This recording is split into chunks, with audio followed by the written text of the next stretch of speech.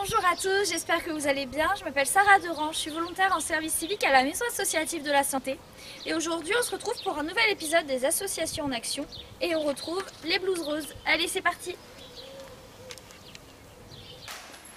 Bonjour, alors moi je m'appelle Jacqueline Autier, je fais partie de l'association des Blues Roses depuis déjà une quinzaine d'années et je visite principalement maisons de retraite.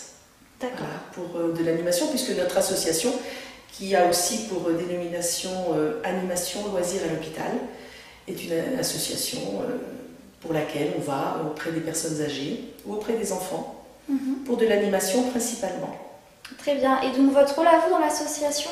Alors moi dans l'association, j'ai démarré comme bénévole. D'accord. En maison de retraite, tout de suite. Et puis depuis quelques années, je suis trésorière de l'association. Très bien, et donc combien vous êtes d'adhérents à peu près du coup dans La Rochelle? Alors ça varie toujours un petit peu, mais on est entre, je vais dire, entre 43 et 45. Suivant les années, suivant les départs qui ne sont pas prévus. Voilà. C'est cet ordre-là depuis déjà quelques années.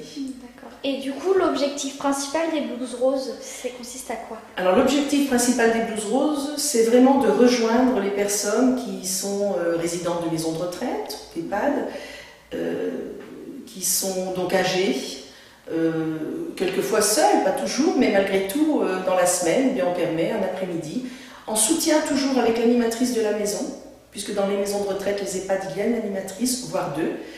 Et nous, notre réflexion éthique, si je peux dire, a été celle de se dire, nous n'intervenons que dans des maisons où il y a une animatrice qui fait partie de l'établissement. Voilà, nous ne voulons absolument pas intervenir en prenant la place d'un salarié. Donc on vient en soutien et on travaille toujours en accord avec ces projets, avec elles. Donc apporter à ces personnes, donc que ce soit les personnes âgées en maison de retraite, en EHPAD, ou les enfants en service de pédiatrie, eh bien leur apporter de la joie, des jeux, on offre des spectacles.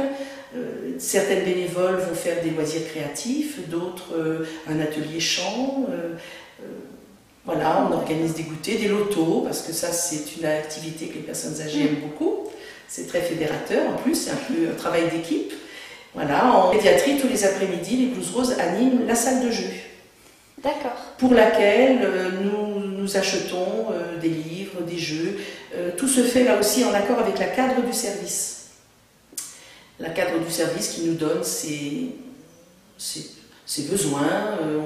Notre présidente discute avec elle des projets et ensemble on essaye de faire que ces enfants aient un petit peu d'activité. D'accord, très bien. Et du coup, comment est-ce qu'on fait pour adhérer aux Blues Roses?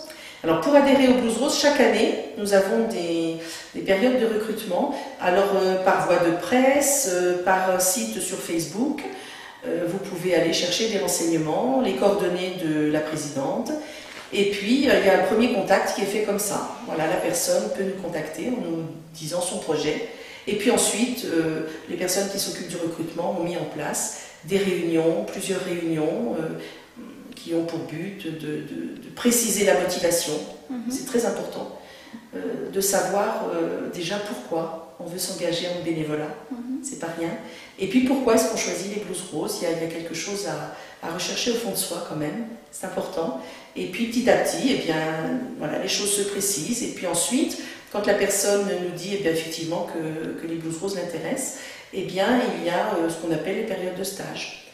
La personne va aller en service de pédiatrie un après-midi ou deux et va passer dans plusieurs maisons de retraite, voir un petit peu. Et puis ensuite, il y a encore un discernement qui va se faire à ce moment-là. Et puis après, il y a l'engagement. Donc, c'est notre présidente qui, au final, voit ça avec la personne. D'accord, très bien. Et donc à vous, qu'est-ce que ça vous apporte l'engagement associatif? L'engagement associatif, moi je dirais que c'est un peu ma vie parce que mes parents étaient déjà très engagés. D'accord. Donc depuis très jeune, j'ai connu ça. Et puis quand mes enfants ont été élevés, eh bien, je me suis dit tout naturellement que j'allais faire quelque chose. Je faisais déjà du bénévolat, mais là c'est quand même un après-midi par semaine, plus voilà, en faisant partie du conseil d'administration. Et moi ça m'apporte des relations, des contacts avec les personnes différentes, puisque voilà, personnes âgées, et puis on leur apporte quand même, j'espère, de la joie. On ne sait pas toujours quel bénéfice, mais il y en a toujours un. et puis ça ne nous appartient pas, mais vraiment on passe des moments, voilà, des moments d'échange très beaux, très très beaux, et puis on se découvre aussi, hein, voilà, en allant vers les autres, on se découvre soi-même, voilà, donc c'est très enrichissant. D'accord, très bien. Et Voilà. je vous remercie. Mais de rien, merci à vous. Merci d'avoir regardé la vidéo tout le monde, j'espère qu'elle vous a plu. Je vous invite à aller du coup sur le site de la Maison Associative de la Santé ainsi que le Facebook et puis on se retrouve pour le prochain épisode. Allez, salut!